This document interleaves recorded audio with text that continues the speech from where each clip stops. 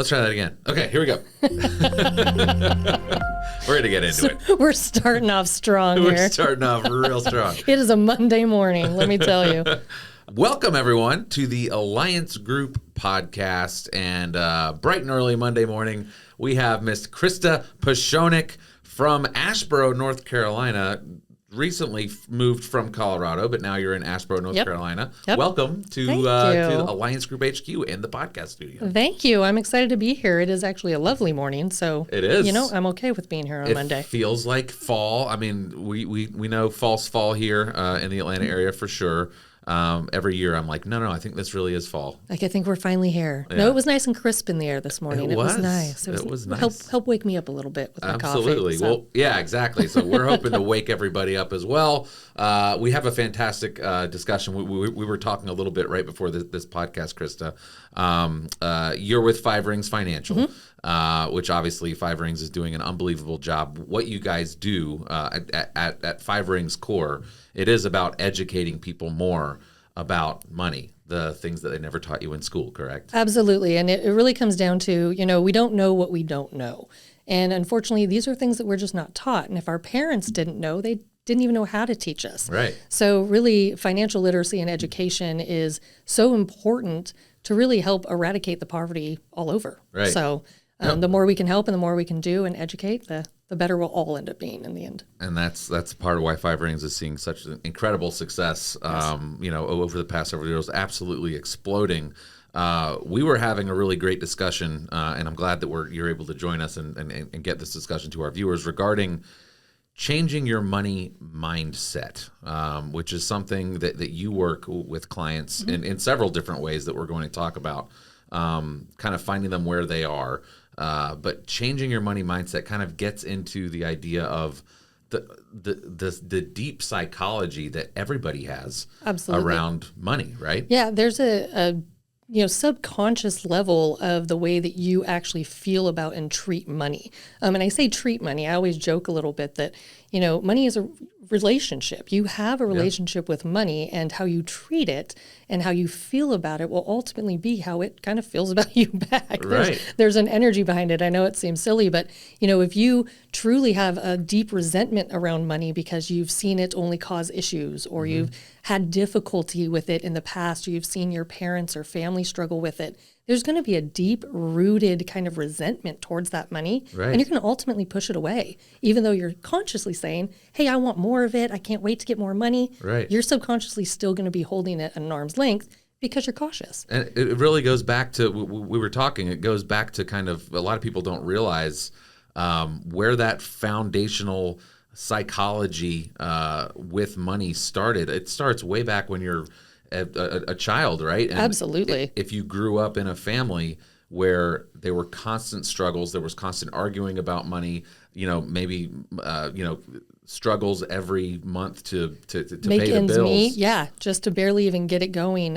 You made a big one with that kind of arguing. We hear all the time that money is the main cause of divorce. Right. Yep. So if you're a kid and you happen to see your parents fighting all the time about money and stressing and, there's emotions completely revolving around the finances, you are subconsciously going to get this idea that money causes conflict. Right. Money is difficult. Money causes problems, and people only argue about it. There's no joy left to get out of money. So why would I want that? Right. Why would I want more stress in my life? Yes, be overcome. Exactly. Right. And that's a great way to put it. We need to conquer it. We need to overcome it. And now we're changing the entire dynamic of what the money is intended to be. Whereas if we can switch our mindset to make it into a positive thing, what it can do for not only you and your family, but how you can give it away, how you can donate it, what can it do for charities, what can it do for church, whatever is important with that money for you, what it can do for you and what it can afford you is what we should be focusing on. So that way we can actually start bringing it in rather than pushing it away. Right, and it's these subconscious attitudes that it's really fascinating for me, because I imagine a lot of people that you start to have this conversation with regarding changing their money mindset, they're like, what do you mean my like they don't even realize. No, oftentimes they don't. And it's starting to become a little bit more known, which is kind of helpful, really. I mean, people are starting to really hear this a little bit more of, oh, maybe there is something that happened, either to me or to the people close to me Right. that is causing me to have this perception around the money. But it is still a hard conversation to get started. Right. People you almost don't want to dive in, right? It's kind of like a therapy session, right? I'm not ready to uncover all those crazy things yet, because you gotta break it down to the core to really dissipate it and then be able to move on and move forward from it. Right. So personally, when I start thinking about, what was my relationship like with money? What has my relationship with money been? I know that you kind of mentioned an example earlier. I was that example of single mom. There were 4 of us. She was working a job at a bank. She was a professional, but she was, going every single day, working every single day, 9 to 5. It was just her. And so money was hard, but she worked every single day, and bills always got paid. She was amazing. Thank you, Mom. We love our mamas. But to me, money has always been. I've always been personally. It's security. Like, I need security, and I want to build up lots of. It's kind of like I see money as a way of being safe. And making sure Absolutely. that nothing's going to happen because I've put in the work, and it's very much been around security for me. Yep. And so you're relating that. And what's funny about that too, to segue just a little bit, is that we all have money personalities as well. And one that we're actually born with, it's truly ingrained in us. And then one that's kind of more of a product of our raise and product of our experiences. Right. But, kind of how you mentioned like safety, like having that stockpile safety, that probably means you're a saver. Right. You Yes, get I a am. joy and a comfort and probably even a little bit of a dopamine, drop from seeing this large pile of cash. You are 100% true. That is exactly. It's not going out and spending it. It's not purchasing or buying that next big thing. For me, it's looking at my Mint account, right, and just watching that the numbers. Stockpile, and if it Exactly. starts to lower just a little bit, even though there might be plenty in there, there's a little bit of a panic moment, You're right? 100%. Yes, it's like you've been reading my diary. I didn't. I thought I put it back in the same spot I found it, Samuel. I'm sorry about that. It's all good. But it's true. So we have these different personalities, and then we have these different, things that we've experienced throughout our lives that change everything. And it doesn't mean that it's not all struggle either. Right. The other side can experience it just as much. Not that, I'm extremely well off or anything, but I noticed the way we talk about it is going to make a big impression, not only to our own subconscious, but to those listening. Right. So, for example, my daughter had said something to me after we moved that really kind of took me aback. My daughter was 11 at the time. We had just moved from Colorado to North Carolina. We hadn't sold our house in Colorado yet, so we were paying 2 mortgages for almost a year. And so my husband and I were being very conscious about the way that we were spending money. Sure. Or waiting to make certain purchases until the house was sold. So that way we weren't acquiring debt. And I would say to her, we just can't do it quite yet. We got to wait. And she came up to me one day and she just goes, Mom, I'm really worried. And I go, what? And she goes, well, you just keep saying that we can't afford these things. And just the listening to, my gosh, she's listening. Like I didn't even realize, and it wasn't a struggle. We were just trying to. Yeah, you're just being, smart. Frugal, right. Yeah, frugal, right. Yeah. Well, it's a good time to be frugal right now. Right. And so the nice thing was is that afforded us the opportunity to have a conversation about it a bit more and really go a little bit deeper and have that financial conversation that most people don't have with their children. Kids, right? But it really took me aback to go, oh my gosh, you're listening to the extent that you're allowing it to stress you out because she's like you. Right. She's a saver, man. Right. You give that kid $20 for her birthday and she's still going to have it 2 years later. Yep. And so that's who she is too. So she's sitting there going, do you need help, Mom? I'm like, Right. no, we're good. We're fine. But it's those little things that we say, we hear, and if they're hearing it, your subconscious is hearing it too. And it really is changing that mentality that you have towards that money and therefore kind of changing the energy of the money itself. Yeah, it's really interesting because we were talking about obviously the first step is for someone to, explore their own relationship with money. But then the very next step, once they've kind of peel back some of the layers of that onion is, oh, wow, my mindset about money was very affected by my upbringing. Yep. I've got 2 kids, right? What am I saying? And what kind of relationship with money am I creating for them? Right. and in your case, for things I didn't even realize that I was doing. Yeah, I had no idea I was even portraying this kind of fearful, Right. situation on her. It was Right. completely unintentional. That's incredible. So, how do you? What's your typical experience for somebody that you kind of delve into this conversation with? I mean, do you see that people have a more negative mindset with money when they come to talk to you, or? I'd say most of the time when they're first coming to talk to me, most of it is a little bit of a more negative mindset. Because let's be honest, if your mindset's already extremely positive and you're already in this abundance, state of mind, you're probably doing all right. Right. Now that isn't to say that you don't still need some assistance and maybe need to have help on what to do with it, where to put it, those kinds of things. Right. But usually that's just a totally different conversation. When people come to me and they just say, I really just don't know what to do. Right. I mean, they kind of are at that square one where they're like, I might have it, I might not, whatever situation. I just don't even know how to get started. And so when we talk about, what do you have, I'll actually ask the questions of, tell me about your family. Tell me your current situation, tell me where you grew up, where are you from, and really just making it a very general conversation, getting to know you. And it's amazing how once you start to just kind of uncover these, like you mentioned, the little layers, start to peel them back, they become a little bit easier, and people will start to divulge a lot of information that you can pick up on. Right. They'll just tell you, oh, my parents got divorced when I was 3. You're like, oh, okay, how was that? Right. Yeah. Right. It's funny because you almost feel a little bit like a psychiatrist. Yeah, right. I'm not, but you kind of feel like one in a way, and just kind of helping them make their own realizations, and then making them realize that it doesn't have to be that way. Right. Helping them realize that, oh, I can do it differently. I don't have to do it the same way I've been shown, Right. and maybe there is other ways that I never even knew existed. Right. And how awesome would that be if I can make it work for me differently than it worked for the people that preceded me? Absolutely. So one of your goals is not only to help people kind of explore their money mindset and possibly, if needed, change their money mindset, but the ultimate goal is generational wealth. Yes. Talk to me a little bit about that. Well, yeah, generational wealth. I mean, ultimately, generational wealth in a nutshell is just passing your wealth on to the next generation, right? And that can be in so many different forms. It can be in the form of cash. It can be in the form of assets, your home, a business, whatever that might be. And what we are starting to realize now is that we're wanting to leave a legacy, right? We work and work and work, and we work hard throughout our lives. And hopefully you're working on something that you have a passion for, something that you truly adore and love. And you want to make sure that that work and the accolades and rewards that you've gotten for your hard work are going to continue on past you. Right. So when we look at generational wealth, we're talking about mindset. So let's just continue on that way. It's more than just the physical even. It's like when I had the conversation with my daughter. It's starting the conversation.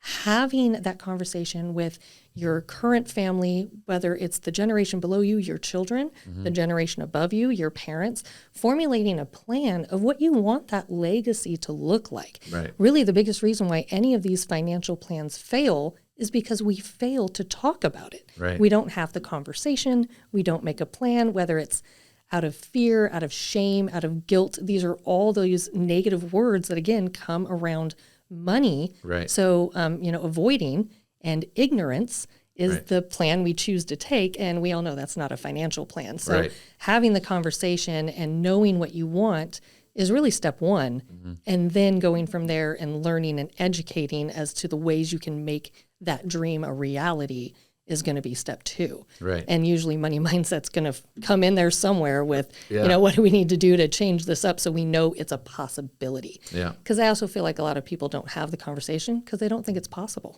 They just think it's, oh, well, that's not going to be for me. So Right. why even bother? Why even bother? Right. And something that Five Rings Financial and you personally have done in your business is show the average, everyday middle income American that there are lots of things that you can do to, oh my gosh, to grow your wealth, to protect your assets, and kind of go through a game plan that no matter what your income might be now or what it might grow to in the future, there is always something that you can do to set yourself up for success financially. And really the only thing you can do wrong is nothing. Right. Ignorance. Ignorance is not a financial plan. I can't say it enough. Or avoidance or yeah, ignoring. or avoidance or anything, Right. any of those. But it comes down to really kind of, again, figuring out, and you had just said it and I lost it. The financial foundation. Right. Yeah. Because I mean, we have that where it's not just passing it on, it's how we pass it on. Right. Right. Making sure we're doing it in the right ways, because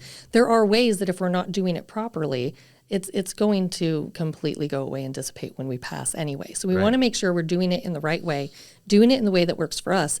But what's crazy about Middle America is, a lot of financial advisors and financial professionals tend to work with that kind of higher echelon, that top 2% of the wealthy. Right. And they're getting all this help, and we're seeing them just get, wealthier and wealthier and wealthier because they're getting assistance, right? They're not doing this on their own. Yep. They have a panel of experts that are helping them utilize their money in a way that is going to continue to grow the wealth. Right. And then here's Middle America raising their hand going, hey, I'd like... I need strategy. I'd like a little bit of help too. Right. I may not quite be there yet, but I'd like to get there one day. Right. How can I get from point A to point B, right? And what we essentially need is a financial navigation system. When you're going on a road trip, right? Yep. And you're going to travel from Atlanta to, let's say, to Colorado, you're going to type it into your phone and you're going to pull up that GPS, and it's going to show you usually 3 different routes. Right. How to get from point A to point B. Yep. Well, essentially what we want to do at Five Rings Financial, and what I try to do personally, is work like your financial GPS system. The goal is to truly hone in on where your current financial location is. Where are you right now? And the more details, the better. Right. Because if you say, hey, I'm leaving from Atlanta versus I'm leaving from, 123 Main Street in Atlanta, you're going to get a little bit closer of an idea of where you're at. So the more details, the better. Yeah. Then we're going to talk about, where do you want to go? Because if you don't give your GPS a location or a destination, it has no idea where to take you. Right. So now we want to talk about, what is that future destination? Where do we want to get to? And again, more details, the better. I want to be able to get you to that exact address if possible. Right, if possible. But if it's 457 North Street in Colorado, that's great. You have a very specific idea. But even if you just know, I want to get to Colorado, right, that's okay something, too. Right? But we're going in as much as we can, because those details might come up later, which is great. Yep. So now we have those 2 points. And now we can look at the multiple different routes. Again, it's not a one size fits all. There are different options. We can educate and learn about, which routes to take. And then the best thing is that you're a financial expert. What we're supposed to do is help you reroute as things change. Right. Whether it's as life happens, as the destination changes. Right. You might change your mind where you want to go. Yep. Well, now we need to reroute and course correct. So that's all Middle Americans are wanting.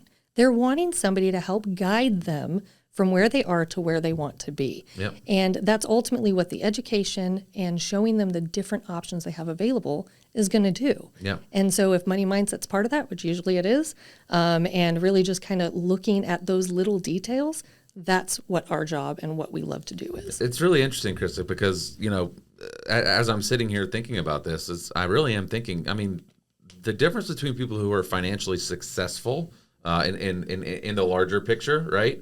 As opposed to people who are not financially successful and have a lot of stress when it comes to money. It's not necessarily the income as much. We all know the stories of those multi-million-dollar athletes who got paid these giant contracts and then blew it all because they obviously did not have any financial strategy set up. They were just flying by the seat of their pants with no GPS, and they ended up going broke, right? So income isn't necessarily the what determines success. And then you also have people who are, just the average American family, making $40,000-$50,000 a year, but they're strategizing right, they're budgeting correctly, they're saving, and they are more financially successful in the long term than that multi-million-dollar athlete who had no strategy, blew it all, and is now in a really. So the differentiating factor. Of course, more income helps any financial situation. Sure. But strategy, having a sound strategy, is really your best indicator of success. Absolutely. And you actually took the words right out of my mouth, because success is not the same for everybody. It doesn't look the same for everybody. Right. And financial success isn't even some people's goals. The financial success may not be the money. It might be how your family is protected, Right. how the legacy can live on. It's not having a big pile, but rather how that can be properly utilized Right. to take care of the things that are more important to me. And that's why kind of having that really distinct, defined plan is so important, because we can look over here at, this person who's a multimillionaire versus this person who, is more humble and has a smaller home. And, Sure. and their goals, they might be perfectly happy and successful with what their goals are, versus the person with millions of dollars might still be wanting more, might still not be there. They haven't quite reached it yet. Right. So the comparison doesn't count. And that's why I also hate these, when people go, how much should I have in my savings account?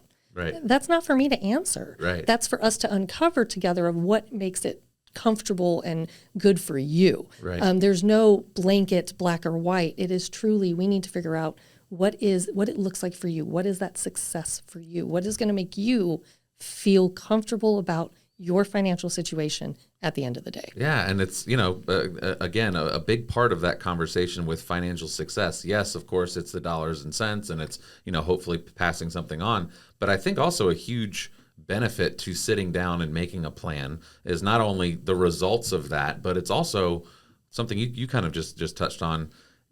When you're done doing the planning, you feel so much better. You feel like, okay, Yes. I've kind of sorted my financial household. I have a plan now. I know what I'm going to do, and I feel just much more secure and happy. And my relationship with money is a lot better than it was. It's now before I content, sat down. right? There's Exactly. there's almost this exhale moment of like, whew, okay, finally I can breathe. The stress of that is gone. It's taken care of to the extent that I am happy, content, or even elated at this point Right. for getting that part done.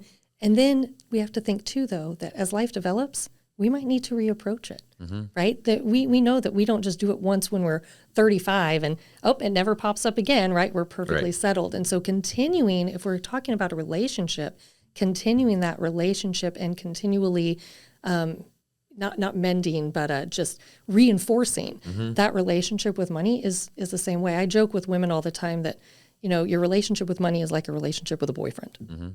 If you ignore it, you don't spend time with it, you talk badly about it, you don't treat it well, it's not going to stick around. Right. It's going to continually need you to reinforce that relationship with it, so that way it actually sticks around and wants to give you more attention too. So Right. it seems silly and cliche, Wow, but no, it's not just a one time and done Yeah. thing. It's a continual process that we're going to keep going through, especially as we raise that income and as we start to raise that wealth. We need to reinforce that relationship with it. Right. So you do a lot of different programs to kind of, as I said earlier, kind of find people where they are. Yep. And find them in their comfort zone, in their environment, with a tailored message when it comes to, but it all comes back to money mindset. It all comes back to kind of doing the financial fundamentals. One of those things is Wine, Women, and Wealth, right? Yes. So you were just speaking about women. Coming to somebody with a message about money that they can kind of relate to and feel comfortable with is really important. Tell me about what you're doing with Wine, Women, and Wealth. Well, Wine, Women, and Wealth, I'd love to be able to take credit, but we all know that was created by an amazing woman, Denise Arend, who works with me at Five Rings Financial. And her whole purpose really was that she had sat down and met with, just started meeting with women. And as they just had conversations around money, she just realized that there was a need to be able to have comfortable conversation, right? We kind of touched on it earlier that we just don't talk about it. And I don't know if you were raised this way, but I was that to talk about money is rude, right? Yeah. Don't ask somebody how much money they have in the bank. I remember one time as a kid, I actually asked somebody, how much money do you have in the bank? And my dad was like, you don't ask those questions. And I mean, I get it, but it's, we get hushed or shushed or something about, hey, you don't ask these questions. It's kind of a taboo subject. Even, right, it is. Even in a group of very close friends, it's just kind of like... And there's a discomfort. You don't want to offend. You don't want to upset. I mean, there's so many things, but we say that the main taboo subjects are sex, religion, and politics. But look anywhere on social media, you're going to find all three of those. Oh, yeah. But there's still nobody talking about money. So money to me is the most taboo subject. And if we don't talk about it, how are we going to know what to even do with it? Right. So we're really putting ourselves at a disadvantage and doing ourselves a disservice by not having these conversations. And sharing experiences, right? Absolutely. Like sharing experiences about money so that you feel, validated if someone else is. It's not just you, right? Oh, exactly. It isn't just me. Other people experience this too. Absolutely. Or if someone's doing something, hey, this has been a really interesting thing that I did. Oh, and learning from each other. Absolutely. Right? But you can't do that if you're not allowed. You have to put blinders on and only focus on your own financial situation and know nothing about anyone close to you's financial situation. How else do we learn about anything? Right? I mean, we learn from each other, from both our successes and our mistakes. Right. And that ultimately, at its core, really is what Wine, Women, and Wealth is about, is to really create this community of women who feel comfortable and empowered about their financial situation by talking with each other and having conversations and having real deep dive discussions about our experiences with money. And so what we do as those that are kind of facilitating these events in these communities is that we're just really initiating the conversation. We're creating this safe space to be able to kind of start talking about it and then really create a comfort around realizing that we're not alone. Right. That we all have experienced these things and learn from, the person to your left and, teach the person on your right. And it's not just us doing it up at the front of the room. It's the whole group working together to truly really empower each other that we can do this money thing right. So we can do it differently. This is women coming together. Absolutely. And there is wine served to make it just a little more pleasurable. Everything is a little bit better with wine. I mean, let's be real. So I think it's fascinating. It's so simple, but it's brilliant. And look, money can still be taboo outside of these walls. If you want to be polite to everyone, that's fine. But within these walls of Wine, Women, and Wealth, this is a safe space. And not only is it a safe space, we're encouraging you guys to actually talk about this stuff. Yes. And let's let those barriers down. Let's learn from each other. Let's teach each other. Let's validate each other. Let's drink some wine. We've laughed together. We've cried together. I mean, we're women. What do we do? But it is. There's a lot of emotion around money. Money is intimate and money is emotional for a lot of people, especially for women. And we get told that we shouldn't be that way, but it is what it is. And there's nothing wrong with feeling some emotion around money. Right. Emotion can actually help you change the way it's, going and be what directs you in the right direction. So coming together and creating that safe space, and I joke a little bit, having some wine to lower the inhibition a little bit, in a way, is just such a great community to know that you have other women to lean on that have either been there before or may be there in the future that can learn from you. And I can't tell you the amount of times I've learned something from the women in the room. Just there's no joke. There's been one time that I didn't even talk for 45 minutes. The women just were going back and forth and the conversation was deep and meaningful and we all got so much from it, even if it was just something as little as a comfort of knowing there's other people that have experienced this too, but then we can grow and learn together to only better our situations in the future. Yeah. So Wine, Women, and Wealth has been going on for years. Denise Aaron, as you mentioned, she started this out in California. Yeah. It's Five Rings, and the women of Five Rings have really grown this to where there's Wine, Women, and Wealth all over the country, all across the country, and even virtually. So if you are in a space where you don't have one near you, we have ones virtually that you can join, and you'd be amazed how much we can still have amazing conversation on those kind of virtual platforms. Right. Absolutely. That's awesome. So Wine, Women, and Wealth, obviously, for the ladies. You also have Money 101 meetings that you do, another kind of institution of Five Rings Financial. Absolutely. This one started by Mike Wilk, and it's this amazing class. Tell me about Money 101 and kind of how it differs from Wine, Women, and Wealth a little bit. Yeah, so Money 101 is a bit more structured. So it really is, an educational kind of seminar workshop, whatever word you kind of want to use there. Usually around 45 minutes, and it's really used to teach the fundamentals. These are the things about money that we really should have learned in school. There's no reason why we're not learning this stuff, and it's anything from the time value of money how just small amounts of money over long periods of time can grow into large amounts of money. Compound interest. And then compound interest, really breaking that down and making it not so complicated. Right. I mean, I remember the first time somebody said, explain compound interest. And I'm like, oh, good Lord, I have no, we weren't taught, right? Right. And so when you break it down, it's simple. How did we not learn this in school? It seems very important. But it was extremely to know a square root. You know, it's important to know that one. And the Lord Pythagorean knows. theorem, but not the rule of 72. The angles of an isosceles triangle. I mean, that's definitely served me in my life. But it's these little things where it's like we're learning all of these other stuff that we are never going to use. Right. When we can, in an hour, in one class, teach these basic concepts that literally a third grader can understand. Yep. They're not difficult, and just showing that there's different ways that if you just have this small amount of knowledge, you'd be amazed how much better you're going to be with your finances just from day one. Right. And they really are just meant for education. Nothing is sold. We aren't going to ask you, go to the back and buy something. We're not going to ask for your child's, firstborn's blood or something to come in the room.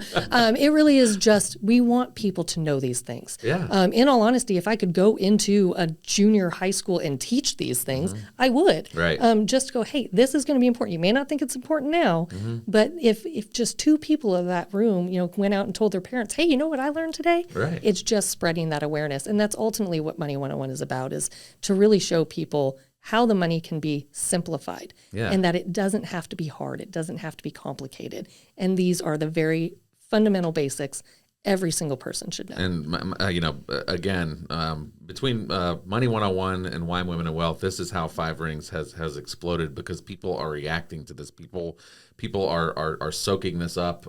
They're putting their hand in the air. They're saying, I want this financial education. And it has really been the secret to how Five Rings has grown so quickly with new clients, with new people that want to learn more about money and do so in this comfortable environment. Absolutely. And the thing about Money 101 is, I say it is those fundamental basics, but what you don't realize is that there isn't a single person that goes to here that goes to them that doesn't learn something. Yep. I mean, every single person walks away going, I had no idea. So no matter how much you think you do know about the money, I guarantee something new will come up from it. Yep. So it really is for everybody, and it is about just making people feel good about their situation. Yep. And you specifically, obviously, you do My Wine, Women, and Wealth events, Money 101. Again, it's all about meeting people where they are and where they're comfortable learning. Profit First is something that you were telling me about. It's something specifically for a program for small business owners, right? Yeah, really, and really all business owners. So Profit First is a book and a method created by a guy named Mike Michalowicz. Took me a very long time to say his last name, kind of like most people take a long time to say mine, but I have it down. It's Mike Michalowicz. And Mike kind of, he was somebody who was a very successful business owner. By the age of 32, had sold his business for millions of dollars. Wow. He had gone to his wife and his family day and goes, we made it. It's amazing. Finally, we're good. And within a couple of years was flat broke. And he, kind of realized that profit is different. He always thought it was an event. He thought it was something where you work hard, and you get to this end, this end result of I'm going to sell my business, and that's when I'm going to make my profit. It's an event. And he realized that's not the case. It's a habit. Profit, there's a different way to do things, and he wanted to really create something that could eradicate entrepreneurial poverty all over, because we know that 50% of businesses fail within the first 5 years, if not more, right? And if of those that are successful, only 50% of those truly become profitable. Right. So, there's so many businesses, 75%, if I did that right, probably not, that's okay. That really ultimately are failing to do what they really set out to do, which is become profitable and eventually lead to financial freedom. Right. And so what we realize is that there isn't a problem in the way that we're doing, or the sales that we're doing. We don't need to increase sales. We don't need to grow the business. We need to change the way that we're doing the money, that we're using this money, that we're doing the books. And so what Profit First does is really hones in on what's called this axiom that we believe. And an axiom is just, generations before us believed it, so we believe it because it's logical, right? Well, problem is people aren't logical. We're behavioral, and Right. we are always going to act on our behaviors. So logically, we say, and we've been taught that sales minus expenses equals profit, right? Right. Well, the problem is that you put profit at the bottom line. Profit is at the end. And psychologically, we as humans will treat anything that comes last as unimportant or irrelevant. And so we subconsciously believe that sales and expenses are the two most important things. If we can just make the sales and the expenses work, then what's left at the end of the day is profit. Whatever that might work out to. Right. And whoever you meet goes, well, there's never anything left. At the end of the day, it's gone. And there's so many different psychological reasonings behind this. You have something called Parkinson's law. Parkinson's law basically says that whatever our consumption of something will increase or decrease based on its availability. So perfect example.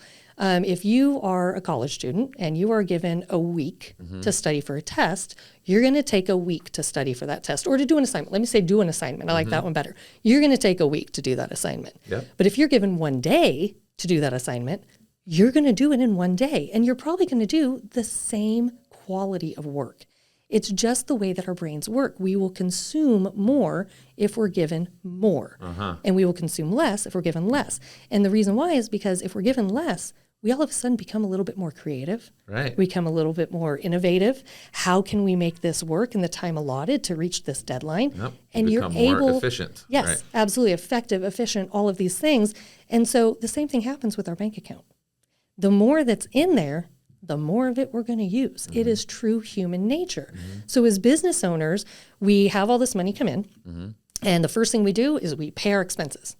Well, then we also find ways to justify paying more expenses. Right. Whether that I'm means investing in my business. right. We tend to put it right back in so that way it can grow. Well, the more it grows, the more obligations we have, the more the expenses go up. And then all of a sudden we need new equipment and we justify the reason why, and so it's this vicious cycle of more in, more out. You're more constantly in, sacrificing more out. your profit, and actually, that's kind of seen as like a virtue, right? Right. I'm putting everything back into the business. I'm a really hardworking business owner. I'm very dedicated to my business. I'm putting everything back in the business. I'm not taking any profit. And at the same time, you are living in a studio apartment with your bed on, milk crates, Right. drinking Diet Coke and eating cherry Pop-Tarts. And you're not being fulfilled, right? I mean, yes, it's good watching your business grow, but you need to make sure that you are taking that profit and that you are building the life that you set out in the first place right. to enjoy. And really, that's the first thing that causes burnout. Right? If we think about it, what happens is we end up, doing all this hard work and feeding all our money back in, and it never, we never see the fruits of our labor, and then we're burned out. Right. And we don't want to do it anymore. Think about a shareholder, right? The biggest thing people don't realize is I do want to clarify real quick that compensating yourself with a salary as working in your business is different than a profit. A profit is truly a reward for taking the risk to own and start your business, Right. like a shareholder. Right. If you are a shareholder and you own stock in a company, you probably likely get a check once a quarter as a, hey, here's your portion, right? And they do that to keep their shareholders happy. If they're not doing, there's never a time, let's say you own it, and I'm not picking on a company, but let's say you own it in Alliance Group. I'll just pick on you guys. Sure. And, you get that check for, $50 at the quarter going, great, yes, I got stock, I got some money back. Right. There's probably not a single part of you that's going to go, I'm pretty sure Alliance Group could use this money, and I'm just going to go ahead and give it back. Feed it right back. Or I'm just going to go ahead. You're not going to do that, right? Because the profit is what they're sharing with you Right. to be invested and take the risk It's of the being reward. part of this. It's the reward. Right. We should be doing the same to ourselves as the business owner. You are a shareholder, if not the sole shareholder of this company, and you deserve a reward for the risk and everything that you took to do so. They give that profit, out and that shares out to you because it keeps you interested as a shareholder. They don't give it to you, you're going to walk away and take your money elsewhere. Right. Well, as a business owner, we should be experiencing those same joys of being able to know that we are getting something as a reward for owning our business. And that's on top of our paycheck. And by the way, if you own a business and you're not paying yourself a paycheck, that's a whole nother conversation. Yeah, it's a whole other conversation. Because that should be part of your expenses. The idea of profit first is kind of like the whole pay yourself first thing. It's a very, very common savings technique. Pay yourself first, profit first, And then with what's left over, that can be what you put back into the business. And as you were saying before, when that is more limited, what you're putting back into the business, and there's very strict parameters around that, you're going to get more creative and be more efficient with that money just naturally. Absolutely. So yeah, all it does is it just flips it to where we say that sales minus profit equals expenses. So like you mentioned, you take that profit off the top, and in the beginning it might be $1 or 1%. I'm not saying it's going to be huge. Right. It might take time, but you take that off the top, and whatever is left is what you have to be able to pay your bills and do expenses. And Mike always says, if you can't pay your bills, you can't afford your bills. So you need to figure out a way, where do we need to cut the fat, in a way, is where do we need to pull back? Maybe we don't quite need to buy that equipment yet. Maybe we need to wait a little bit, but you'll make do. I mean, I'm sure we've all experienced it. If there's ever been a time in your life where, the money got a little tight, and you kind of were like, gosh, I don't know how I'm gonna do all this. You figured it out though, right? You made it work. And it's amazing what we as humans can do when we're under pressure, right? When we need to make it work. And so it's just kind of forcing that law to work with you and be your ally and show you, hey, profit's done. You took your profit. This is what you have left. You are a profitable business. You can actually say that you're a profitable business, and we'll figure it out. Because we do. That's what we do. We're entrepreneurs. We're business owners. We're innovative. It's already in our nature. So why not go ahead and let that natural behavior work towards your advantage rather than against you and just blowing all the money. So that's truly the theory of it. And there's that habit piece, right? Profit is a habit. It's not an event like Mike thought it was in the beginning. I thought I arrived. Right. Nope. It's this habitual process of always putting the profit first and then taking the rest and paying everyone else and figuring out how to make that work. Over a long period of time, just watching the results pile up. Absolutely. That's awesome. Krista, to talk a little, I want to change subjects a little bit here. Talk a little bit about, we've been doing a lot of talking about saving and about paying yourself first and about profit first and about things like this. There's the underlying step that a lot of people skip, which is the protection part of it. And I want to talk a little bit about the financial household, and you've referred to it before as like that foundation of protection. So what role in this, we've been talking throughout this podcast about GPSs and plans and strategies and doing things the right way and building and saving and all of that. But there is, right from the beginning, there's got to be this, you say, this foundation of protection that has to go in place. Absolutely. Talk to me about that. So kind of touching back to that generational wealth situation, the most important part of your financial household, well, really any house, if you're building a home, the first thing that you're going to do is lay a foundation. Got to do that. It's critical, right? And not just a foundation, but a very solid foundation. Strong foundation. And it's something to where, if you don't, we all know what's going to happen, right? It's just going to come crumbling down at the slightest sight of disaster. You can build the most beautiful, most amazing house possible, but if the foundation is faulty, one little thing can make the whole thing. It's just that little needle in the haystack that just cause it all to crumble. So that foundation, what a lot of people don't realize too, and I'll get on the foundation itself, is this is also oftentimes part of the part you don't see. Right. Nobody, once the house is built, you don't tend to see the foundation. Hopefully you don't. Right. Maybe if you have one of those split level attic, but you don't tend to see it. So it's usually this underlying strength to the household that you're building that isn't even visible. So you don't even know, many people, you don't know you have it. Right. So when we look at that, the biggest thing there is protection. Right? We are protecting this household before it's even built. We want to make sure that we're building it strong enough. And one of the best ways to do so is living benefits life insurance. Right. Living benefits, when I learned about it, really blew my mind. I had life insurance in place. I actually got life insurance when my husband almost died. He was working on a drill rig, and he accidentally grabbed something and got hit with 220 bolts right through him. Came home that day and goes, well, I almost died today. And I kind of looked at him and said, okay, instantly went on, found a life insurance agent and got life insurance that day. Wow. But I, was looking at death, right? Oh, he almost died. What would happen if this happened? Which is very important to prepare absolutely. for. We never know what's going to happen. I was pregnant when the time, when this happened. So wow. we had a lot of things going on, just bought a house, just got married, all these things. Well, then when I was shown living benefits, and which is the kind that you don't have to die to use, right. Like I said, it blew my mind. Knowing that, death isn't necessarily what we're all worried about when it comes to our financial household. Let's be honest, and this isn't to be cold or crude, but death is cheap. Right. I hate to say it, death in itself, it's okay, there might be some burial or cremation costs, funeral, that kind of thing, but ultimately that's said and done. It's done, it's over. Yep. It's the after effect that usually people tend to worry about. But what if you don't die? Right. What if you get diagnosed with cancer? I've had a couple of friends just this year diagnosed with cancer. Yeah, well. I have I will be filing my first living benefits claim tomorrow. Oh, wow. A 42-year-old had a stroke. It doesn't discriminate, right? So, but these are the things that can be detrimental. That can throw to your our entire household. Financial GPS, your plan, your strategy. Completely off course. You can do all the planning. You can get with Krista, and you can do all the planning and the strategy.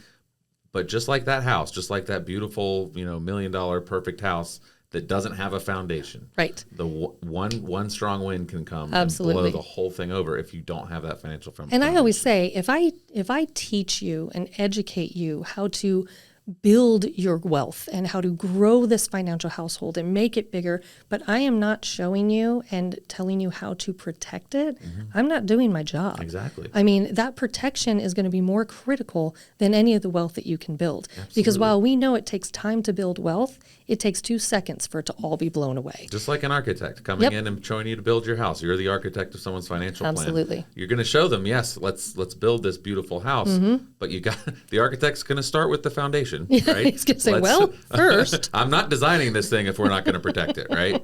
Yeah, absolutely. And you can't even own a house without having insurance on it. I mean, it's, we insure our house, we insure our car, we insure our health, we insure our phone. For God's sakes. I mean, it's, we insure true. These things, but we don't think about truly insuring our life. And it goes beyond that health insurance, and it goes beyond death. Right. It's that, you get diagnosed with cancer at 40 years old, and you still have a lot of life left to live.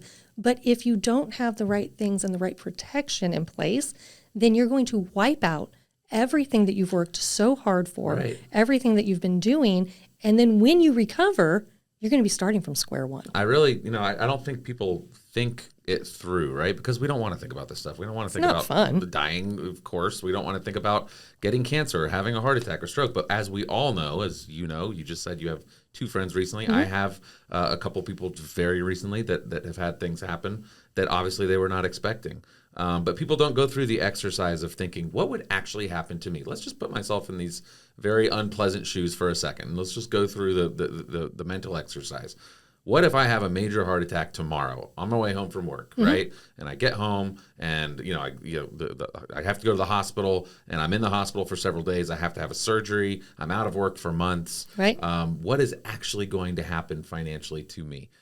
If people went through that exercise, I think they would realize, oh, wow, there's going to be some major financial problems that immediately present themselves. And I get it's not fun to think about. It's not fun to talk about. As a matter of fact, when I talk about it, I usually try to make my potential clients laugh because I, you have to keep it light a little bit. It's not, it's not the most enjoyable thing to talk about. So if we can't laugh about it, but so let's just talk about it right now and get it done with, done. And then we'll move on, and you'll know that you're protected forever. Right, and if you're a business owner, especially.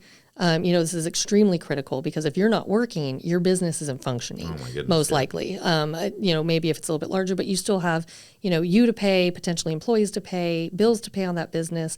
You have prospecting to do, whatever that might look like. So that hurts there. If you are employed, and even if you do have things like long-term disability, it's only at a portion. Right. It's usually 60% on average. The best ones are going to replace 60% of your normal income. So you're still taking this hit on your income. And the last thing you want to worry about when you're trying to recover from a major illness is your finances. We don't want to be stressed because, as we know, stress is just going to prolong the healing process. And then we're just in this vicious cycle of trying to get better, stressing about how we're going to make it work. Living benefits allows you to have access to this enormous cash reserve that can literally alleviate all of that stress and pressure to where you can just focus on what's important and keep everything else going. And so and keep that financial household again intact. Yep. Right? And so it's that you're way. going to get better. You're going to overcome this. This is going to be a really crappy phase of your life that you're going to look back on. Right. Yeah.